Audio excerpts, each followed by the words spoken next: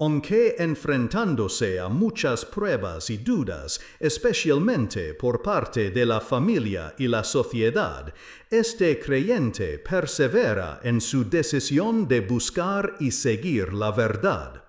Lo más importante que esta persona siente es la guía de la Biblia, como una luz que le ayuda a reconsiderar las formas de adoración, y especialmente la reflexión sobre la adoración de los dioses a través de imágenes, lo cual contrasta con lo que se enseña en la Biblia. Dios te hizo racional, pero te dio la capacidad de creer, de ejercitar la fe. Fe es confiar. El problema es que nosotros los seres humanos confiamos en cualquiera, menos en Dios. Cuando se trata de creer a los seres humanos, les creemos, pero cuando se trata de creerle a Dios, ya no creemos. ¿Quieres un ejemplo? El otro día yo recibí en mi celular un mensaje y dice así: usted acaba de ganar un carro de $100,000. Necesitamos hacer los documentos para enviarle el carro. Por favor, depositen en esta cuenta $1,000 para la documentación. ¿Por qué se están riendo ustedes? Porque ya recibieron. ¿Y por qué existe ese tipo de mensajes? ¿Por qué? Porque hay gente que cree. Porque si nadie creyera, nadie se daría el trabajo de perder el tiempo mandando ese tipo de mensajes. Pero es que hay gente que cree. Ahora, si Dios le dice: hijo, entrégame tu corazón y tú vas a ver cómo yo voy a cuidarte, ¿será? ¿No será? ¿Cómo será? Pero al otro le mandó los $1,000 rapidito. Esta noche vamos a aprender cómo enfrentar los momentos de dificultad y cómo nuestra vida está llena de dificultades. El texto para esta noche, primer libro de los Reyes, capítulo 17, a partir del versículo 12. Primer libro de los Reyes. Ahí está el texto. Voy a ir leyendo y comentando, pero primero voy a leer este versículo, después voy a contarles el contexto para después entrar de nuevo a este versículo e ir yendo versículo por versículo hasta el 22. Dice: y ella respondió. ¿Quién es ella? La viuda de Sarepta, una viuda que vivía en la tierra de Sarepta, en Fenicia. Y ella respondió. ¿A quién le respondió? Al profeta Elías. Vive Jehová tu Dios, que no tengo pan cocido, solamente un puñado de harina tengo en la tinaja y un poco de aceite en una vasija. Y ahora recogía 2 leños para entrar y prepararlo para mí y para mi hijo, para que lo comamos y nos dejemos morir. Ahora, ¿en qué circunstancias se escribió este versículo? Y eso es lo que les voy a contar como contexto, para que podamos juntos entender el texto que acabo de leer. El profeta Elías estaba vivo. Y el profeta Elías recibió un mensaje de advertencia para el rey. El rey de Israel en esos tiempos se había casado con una mujer llamada Jezabel. ¿Y sabes de dónde había nacido Jezabel? Justamente en Sarepta, en la tierra de Fenicia. Y ella llegó a Israel casada con el rey, trayendo sus costumbres paganas y sus dioses paganos. Y el rey se dejó contaminar por la cultura de la esposa y se olvidó del Dios Todopoderoso y empezó a adorar a los dioses paganos que la esposa trajo. Uno de esos dioses era Baal. Según la cultura de ellos, Baal era el dios de la lluvia, el dios de la tormenta. ¿Y cuál es el mensaje que Dios le entregó a Elías para llevar al rey Acab? Le dijo, mira, dentro de poco tiempo no va a llover más. No va a llover más hasta que tú reconozcas que has ofendido a Dios. Va a dejar de llover. Ahora, miren, atreverse a desafiar al dios Baal, porque el dios Baal era el dios de la lluvia. Y atreverse a decir que por voluntad de Dios va a parar de llover, eso era una afrenta terrible.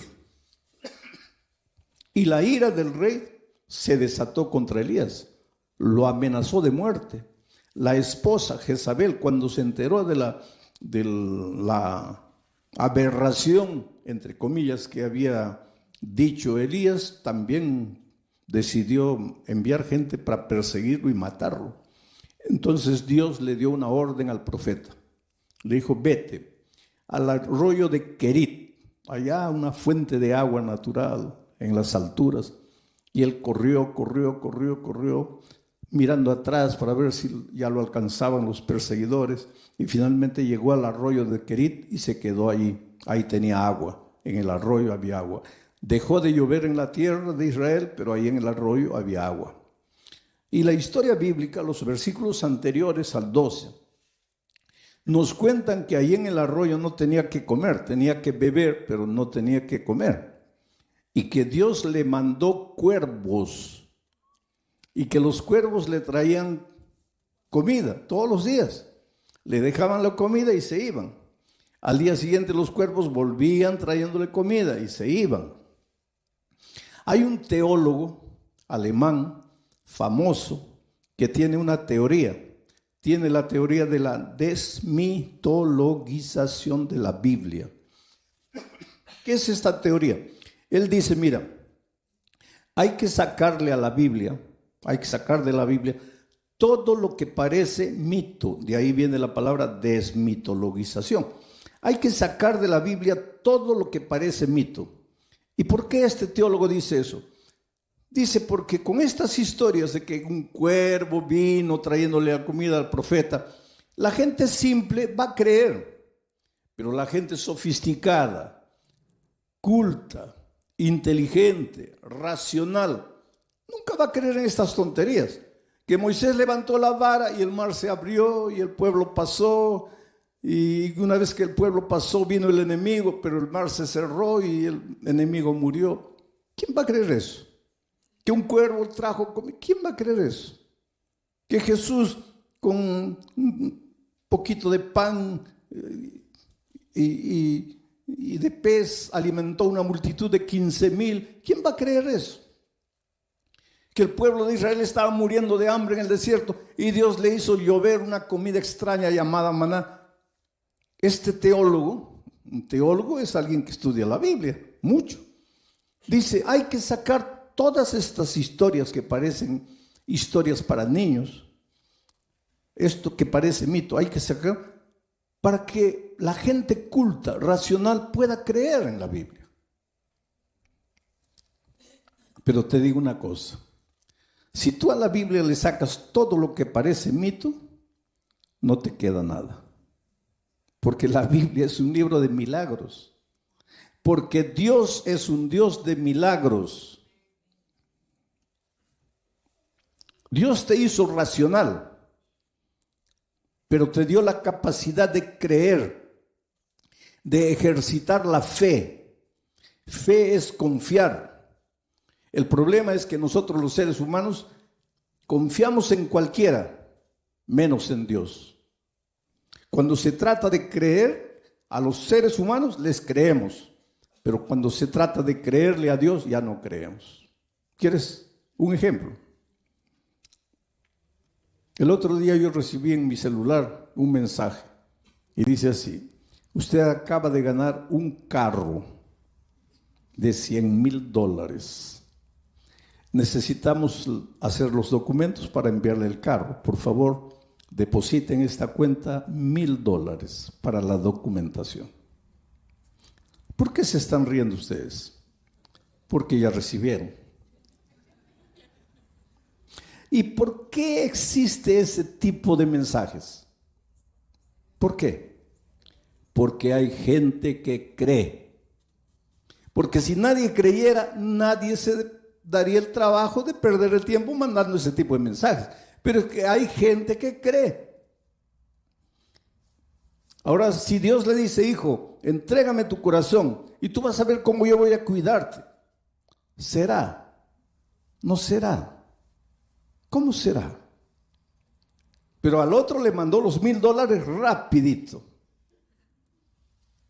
¿Te das cuenta cómo somos los seres humanos? En una ocasión, yo estaba en una campaña evangelística así y el pastor me dice, pastor, converse con una señora porque ella ya estudió la Biblia y la estudió con 5 personas diferentes, 5 cursos bíblicos diferentes, pero no se quiere bautizar. Y dígale, explíquele la razón bíblica del bautismo. Y entonces ella vino a hablar conmigo y llegó quejándose, lamentándose. Me dice, pastor, yo tengo que ser agradecida a Dios. Dios me ha cuidado siempre. La única tragedia de mi vida en realidad es la tragedia que arruinó toda mi vida. Y mi tragedia fue casarme, y voy a usar las palabras de ella, con un mujeriego, borracho, ebrio, golpeador de mujeres. Esa fue mi tragedia. Hoy día estoy sola, abandonada, con los hijos, sin saber qué hacer. Yo le hice una pregunta, ¿por qué dices que tu esposo era un mujeriego? Porque, pastor, me engañaba con todas las mujeres que veía en la calle, con mis vecinas, con mis mejores amigas. Le digo, pero respóndeme otra pregunta. Y cuando ustedes eran novios, ¿tú no viste ninguna característica de esos en la vida de él? Ah, sí, me dice, pastor, de novios ya me engañaba con mis amigas, con mis compañeras. ¿Y por qué te casaste? Es que él me prometía que nunca más me iba a engañar. ¿Y tú le creíste? Le creí, pastor. Y le digo, y vamos a cambiar de asunto. ¿Por qué no te bautizas? ¿Sabes lo que me dice? Es que, pastor, yo quisiera bautizarme, pero mis familiares, mis amigos me dicen que me están lavando, haciendo un lavaje cerebral, que me están engañando, que la Biblia ya es un libro antiguo, que eso no es realidad. Me llenan de tantas dudas y yo no sé si creer o no creer. Ahora es interesante, yo no le dije a ella, les estoy diciendo a ustedes. Al mujeriego, borracho, golpeador, en las palabras de ella, le creyó. Y a Dios, no sé si creer, si no creer. Nuestro problema es ese, querido. Que encontramos cosas en la palabra de Dios y las dudas como hormigas carnívoras van subiendo. Pero la palabra de Dios nos sacude. Dice que la Biblia es como una espada de 2 filos que entra y penetra. Y a veces de noche nos atormenta porque sabemos que está escrito, tenemos la Biblia abierta, leemos una vez, está correcto. Pero tengo miedo. Bueno, la viuda nos va a enseñar una gran lección esta noche. Elías se fue allá, fue alimentado por cuervos. Y aunque te parezca que esa es una historia para niños, no lo es. Es la realidad más hermosa de la Biblia. Cuando la razón no te alcanza, cuando las fuerzas no te solucionan el problema, cuando el dominio propio, cuando la lógica humana falla, por favor no te desesperes. Dale a Dios la oportunidad de ser Dios en tu vida, de hacer las maravillas que la ciencia no puede explicar, que ningún ser humano puede explicar. Porque milagros, ya dije, en los milagros Dios rompe las leyes de la naturaleza. Por eso el milagro no puede ser entendido por la lógica humana, porque va contra todo lo que es lógica. Pero si esta noche yo me pusiese a contarles a ustedes los milagros que Dios ha hecho en mi vida, pasaríamos aquí la noche toda y no terminaríamos. Yo trabajé 3 años en la selva. Fui misionero entre los indígenas de la Amazonía de mi país. 3 años. Dormí con ellos, dormí en el suelo, dormí en el árbol, caminé por la floresta. Muchas veces tenía que beber, otras veces no tenía que beber ni comer. Yo me acuerdo que muchas veces caminaba muriendo de sed, no había agua. Encontraba un charco lleno de renacuajos, ahuyentaba los renacuajos y me tomaba esa agua. Otras veces no había ni charco, había solo un lamazal. Me sacaba la camisa, colocaba lama, apretaba y las gotas que caían me las bebía. Por eso yo siempre digo, yo viajo por todos los países del mundo.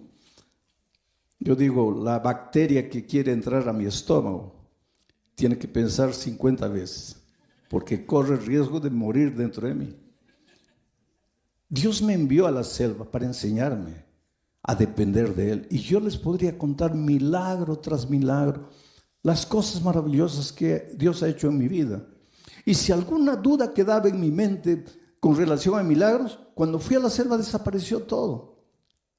Cuando encuentro esto, para mí no me resulta difícil creer, porque yo he vivido en mi propia experiencia eso.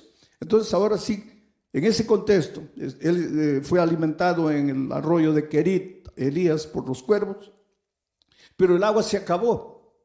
Y entonces Dios le dijo a Elías, ahora vete a Sarepta, la tierra de Jezabel, la esposa de Acab. En Sarepta, en los límites con Fenicia, también sucedió ese incidente de Jesús. ¿Se acuerdan cuando una mujer Ciro-Fenicia vino y le dijo, Señor, ayúdame? ¿Te acuerdas que Jesús dijo, no es bueno dar el pan de los hijos a los perritos? ¿Te acuerdas? Eso sucedió en esa tierra. Ahí era Sarepta y allí vivía una viuda pobre que, de acuerdo al relato, no tenía nada. Un poco de aceite, un poco de harina, y ella fue al campo a recoger leña para preparar un pan, comer ella y su hijo. Y en las palabras de ella, prepararse para morir porque ya no había más nada que comer. Entonces Dios viene a Elías y le dice, vete a Sarepta. Ahí hay una mujer a quien ya le he ordenado que te sustente. Pero Dios le dice, Elías, ve allá porque allá hay una mujer a quien ya le he ordenado. Pero ¿cómo le había ordenado? Porque ahora, cuando Elías llega a Sarepta y ve a la mujer recogiendo leña para hacer su último pan, Elías le dice, mira, por favor, prepárame un pedazo de pan, tráeme un poco de agua, que quiero beber. Entonces viene el texto, y ahora vamos a entrar a analizar un poco el texto. Y ella respondió. ¿Quién le habló? El profeta. ¿En nombre de quién? De Dios. Y ella respondió. Benditas las personas que cuando Dios habla responden. Benditas las personas que cuando oyen la voz de Dios toman una decisión. Ella respondió. ¿Qué es lo que respondió? Vive Jehová tu Dios que no tengo pan cocido. Solamente un puñado de harina tengo en la tinaja, un poco de aceite en una vasija, y ahora recogía los leños para entrar y prepararlo para mi hijo, para que lo comamos y nos dejemos morir. Es decir, esta mujer había llegado al límite de sus fuerzas, de sus recursos. Lo único que le restaba, en la opinión de ella, era la muerte. Vamos a morir. Se acabó. Ya no hay salida. Este problema no tiene solución. Vamos a morir. Este es el último bocado. Se acabó. Ya no vale la pena luchar. ¿Para qué luchar? Vamos a morir. ¿Por qué una persona delante de las dificultades de la vida? Yo te pregunto esta noche, ¿cuál es el drama que tú estás viviendo? La viuda de Sarepta vivía un drama económico, financiero, de sobrevivencia. No había pan, la harina se había acabado, el aceite se estaba terminando, no llovía, la tierra no producía, no se podía comprar nada.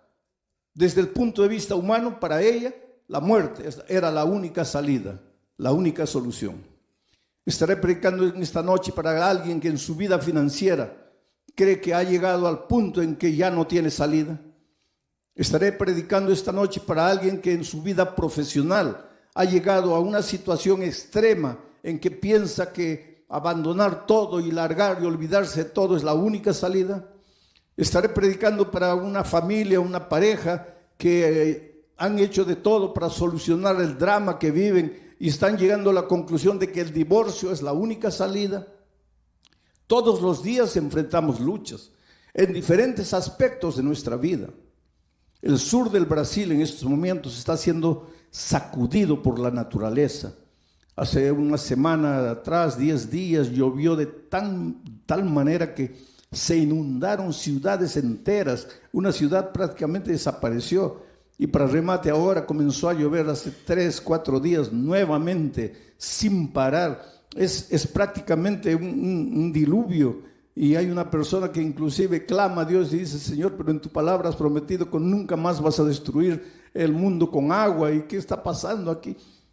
El país está viviendo una situación terrible allá en el sur del Brasil. Pero aquí en Ucrania hay gente que no sabe qué hacer, a dónde ir. La guerra está destruyendo y acabando con todo lo que tiene. Y si nos ponemos a hacer un mapa del mundo, veremos que por aquí hay una tragedia, por allá hay momentos en que pensamos que ya no hay salida, ya no hay solución. Ahora, ¿por qué esta mujer pensaba que no había salida? Porque mira la respuesta.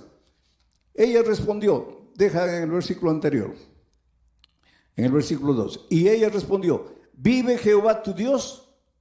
Ahí estaba el problema. Vive Jehová tu Dios. Esta mujer creía en Dios, pero no era su Dios, era el Dios de Elías. Y te digo una cosa, querido: mi Dios no te sirve a ti. Pero no es el mismo Dios, sí, es el mismo Dios. Pero para mí es el mío. Pero tú nunca te apoderaste de Dios. Tú nunca te tomaste de sus promesas. Tú nunca le abriste el corazón. Tú nunca le entregaste el trono de tu corazón. Es el Dios de la iglesia. Es el Dios de los otros. Pero no es tu Dios.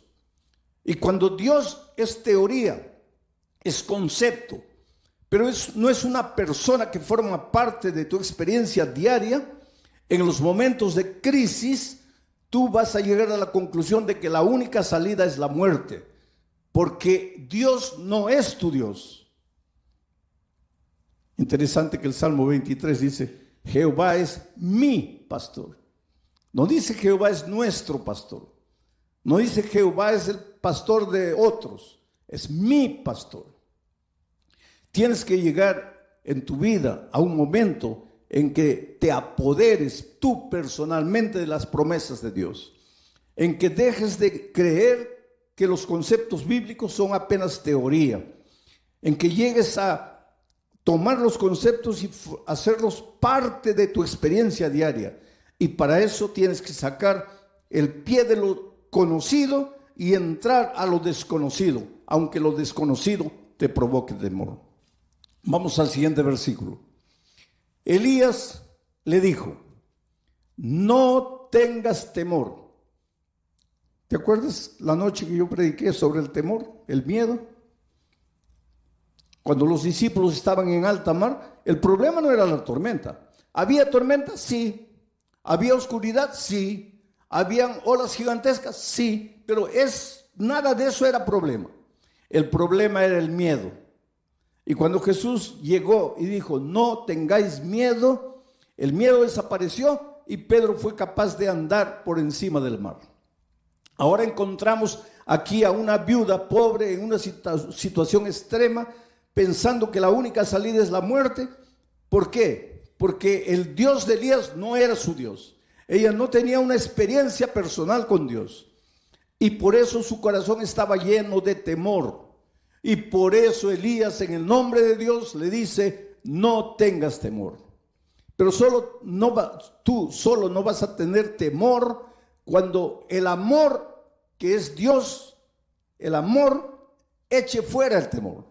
Cuando Jesús entre a tu vida, cuando tú tengas un compromiso personal con Dios, cuando Dios deje de ser Dios y se torne tu Dios, y que tú vivas con Él una experiencia personal, inédita, inexplicable.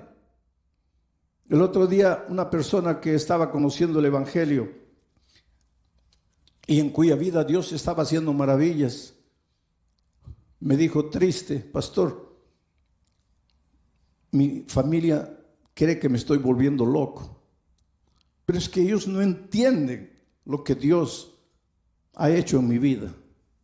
Ellos no entienden lo que Dios ha hecho en mi vida.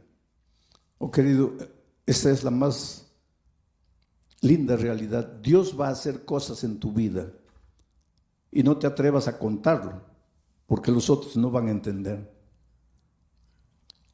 Y si tú no has entendido todavía, es porque Dios todavía no es tu Dios. Pero cuando Dios sea tu Dios, tú vas a ver las cosas maravillosas que Dios va a hacer por ti. Milagros. Y milagros no se comprenden. Milagros se aceptan por fe. Elías le dijo, no tengas temor. Ve y haz como has dicho. Pero hazme a mí primero de ello, el aceite y la harina, una pequeña torta cocida debajo de la ceniza y tráemela. Y después harás para ti y para tu Dios. ¿Qué es lo que Elías estaba diciendo? No era para Elías en realidad. Lo que Dios estaba diciendo, mira hijo, en lugar de pensar primero en tus necesidades, entrégame tu corazón, cree en mí, confía en mí. Y la mejor manera de demostrar tu confianza en mí es que me vas a colocar a mí en primer lugar. Prepara el pan y tráemelo a mí. Y después vas a preparar para ti y para tu hijo. Esto es colocar a Dios en primer lugar. Es interesante que Génesis 1:1, el primer versículo de la Biblia, dice así: en el principio Dios creó los cielos y la tierra. Pero leemos el verso y no pensamos, no reflexionamos. Pero mira lo que dice. En el principio Dios.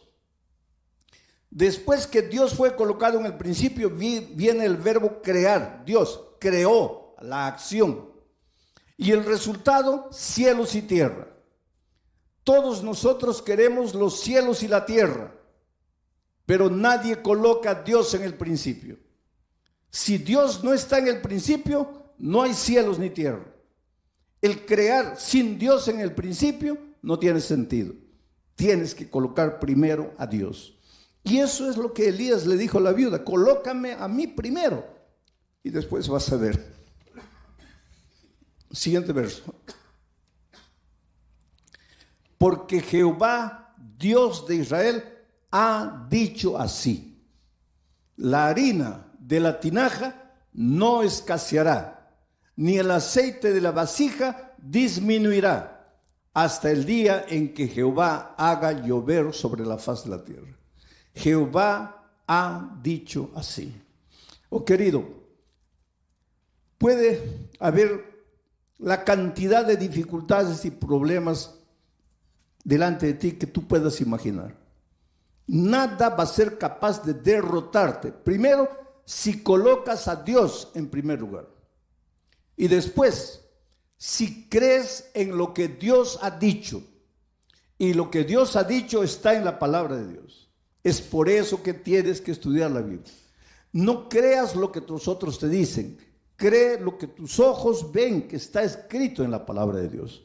Cuando alguien pretende enseñarte alguna cosa, que confirma tú con tus ojos que eso está escrito en la palabra de Dios.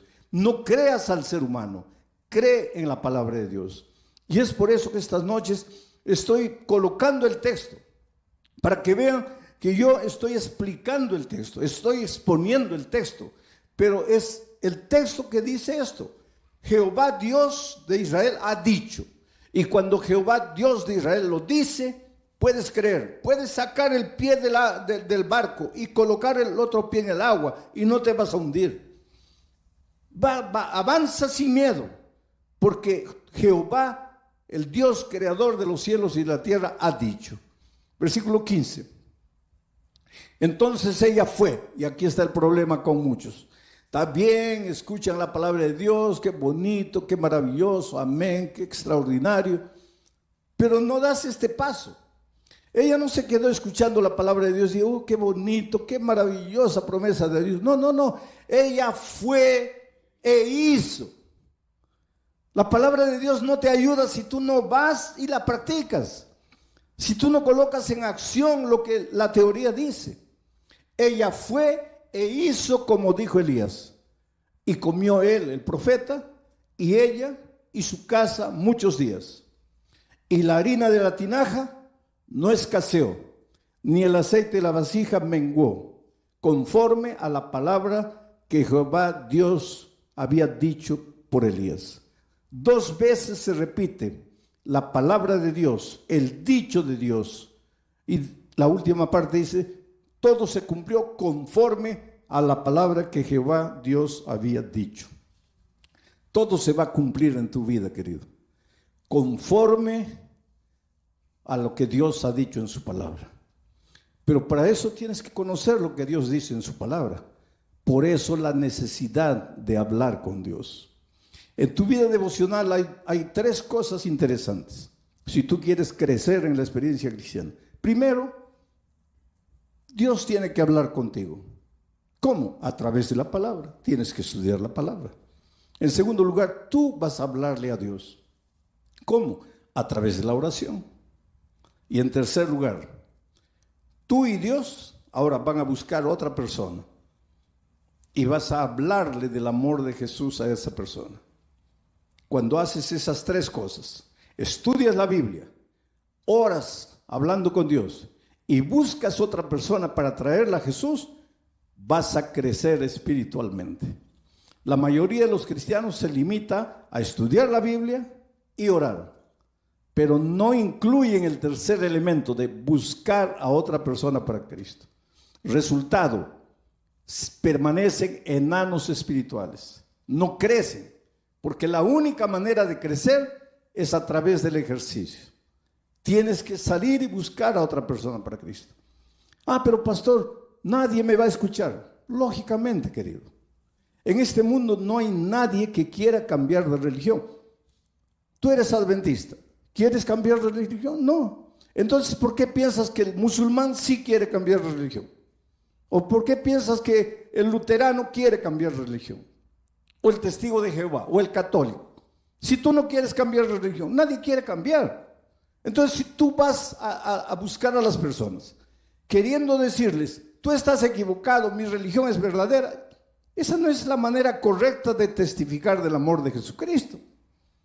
En el Brasil hay un dicho interesante: ¿quieres ser mi amigo?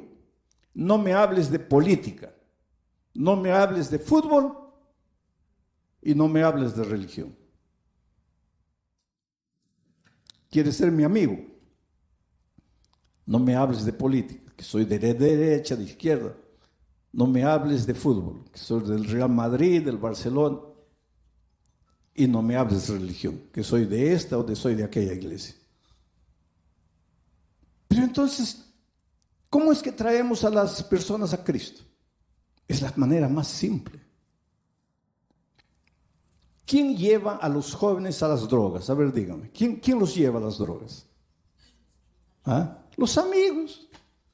Los muchachos se meten a las drogas llevados por los amigos. Y el joven que entra al mundo de las drogas Él sabe que la droga lo va a acabar, ¿sí o no? Claro que sabe, en este mundo de tanta información, ¿quién va a decir que entró a la droga y no sabía que la droga lo iba a destruir? Saben. ¿Y por qué entran? Por el amigo. ¿Y tú por qué no puedes traer a alguien para Jesús? Porque en lugar de llegar a las personas y hacerte amigo de las personas y conquistar el amor de las personas y amarlas, tú vas queriendo cambiarles la religión. Y nadie quiere cambiar de religión. La amistad. Miren, la viuda de Sarepta al comienzo, cuando llegó Elías, estaba toda triste, compungida, voy a morir, solo tengo un poco de aceite, no tengo nada, se acabó la vida. Se encontró con Elías, le dijo, ¿tu Dios? Elías dijo, no, mi Dios no te sirve a ti, tú tienes que apoderarte de la promesa divina. Y ella dijo, yo acepto, y con fe fue, y preparó el pan, y el aceite no disminuyó, y la harina no acabó. Ella hizo conforme al mandato de Dios, y la palabra de Dios se cumplió en su vida. Mi querido amigo, mi querida amiga, no sé en qué país estás, dónde estás. Tal vez en este momento estoy hablando contigo allá en la cámara. Estás en el lecho de un hospital, en la celda de una prisión, solo en tu casa, acostado en tu lecho. Tal vez estás desesperado sin saber qué hacer. Pero yo te digo una cosa. Tú eres lo más precioso que Dios tiene en esta vida. Esto ya les he repetido esta semana. No es frase bonita de predicador. Esta es la más pura realidad. Cómo Dios te ama. En una ciudad llamada Cuiabá, allá en el Brasil, en la carretera hay una curva llamada la curva del diablo. Porque es una curva cerrada y si tú entras a mucha velocidad te pasas y abajo está la boca del infierno y ahí nadie te saca. Tú echas una piedra y tienes que contar hasta 20, 30 para escuchar el sonido de la piedra llegando abajo. Un hombre que fue infiel a su esposa. La esposa le dijo, no quiero más vivir contigo. Los hijos le dijeron, nos vamos con mamá porque tú no fuiste un buen esposo, no fuiste un buen padre. Como consecuencia de esa situación familiar, los negocios se fueron a pique. Para que prosperes en cualquier área de la vida tienes que tener paz en tu corazón. Si tú no tienes paz en tu corazón, vas a ser un mal empleado, un mal empresario, porque no tienes paz en el corazón. Ese hombre, ahora complicado en su vida familiar, se complicó en la vida financiera, se llenó de deudas y un día pensó, lo único que me resta es morir. Y agarró la camioneta y subió la carretera para bajar a toda velocidad y lanzarse al abismo con el carro. Mientras subía, prendió la radio, cualquier radio. Y por esas cosas divinas, no hay coincidencia, hay propósitos divinos. Por esas cosas divinas, prendió en una emisora llamada Radio Nuevo Tiempo de Brasil, Radio Novo Tempo. Y por esas cosas de la vida, quien estaba predicando en ese momento era yo. Y por esas cosas divinas, la frase primera que lo oyó fue, si crees que la única salida para ti es la muerte, espera un poco. La muerte no es salida para nada. Tú no fuiste creado para morir. Tú fuiste creado para vivir. Tú eres el fruto de un Dios de vida. Y si la vida no está funcionando como tú quieres, es porque tú te has olvidado del Dios de la vida. Entonces, en lugar de pensar en acabar con tu vida, entrégale tu corazón a Jesús. Dile, Señor, yo humanamente lo he perdido todo, lo he destruido todo. Por primera vez en mi vida, y tal vez porque ya no me queda otra cosa, te voy a dar un voto de confianza. Haz por mí lo que yo no puedo hacer por mí mismo. Y esas palabras impactaron su corazón. En primer lugar, él dijo, ¿quién es este hombre? En segundo lugar, ¿quién le contó mi historia? Este hombre me está hablando a mí. Yo soy el que destruyó mi familia, mi vida financiera. Yo soy el que está subiendo aquí para matarme. ¿Quién le dijo a este hombre? Eso lo impactó tanto que cuando llegó arriba, recostó el carro, salió a la carretera, inclinó el cuerpo encima del volante y lloró, lloró y lloró. Y el otro día ya les dije que a veces pienso que las lágrimas Dios nos ha dado para lavar la basura interior que nos está matando. Pero él no solo lloró, él habló con Dios a gritos y dijo, Señor, yo soy el hombre que este hombre que está hablando está describiendo. Estoy perdido. He venido aquí a matarme, pero tú eres Dios de vida. Tú me creaste. Entonces dime, ¿qué quieres de mí? Y cuando él estaba gritando eso, yo en el sermón decía, simplemente entrégale tu corazón a Jesús. Y ese hombre ahí donde estaba, le dijo a Dios, Señor, yo no sé qué es entregarme a Jesús, pero aquí estoy, aquí me entrego. Al final descubrió que era la emisora Radio Nuevo Tiempo, escribió a la emisora lo alcanzó, hoy día es un miembro de iglesia feliz, ha restaurado su matrimonio, está restaurando sus empresas, porque cuando Dios te restaura, te hace completamente de nuevo. Pero no puede hacer nada en tu vida por la fuerza. Tú tienes que querer, tú tienes que decir sí. Aunque tengas que decirle, Señor, yo no entiendo, por ejemplo, ¿por qué este pastor me pide que me levante y vaya adelante? No lo entiendes. No lo entiendes hoy. Un día lo vas a entender.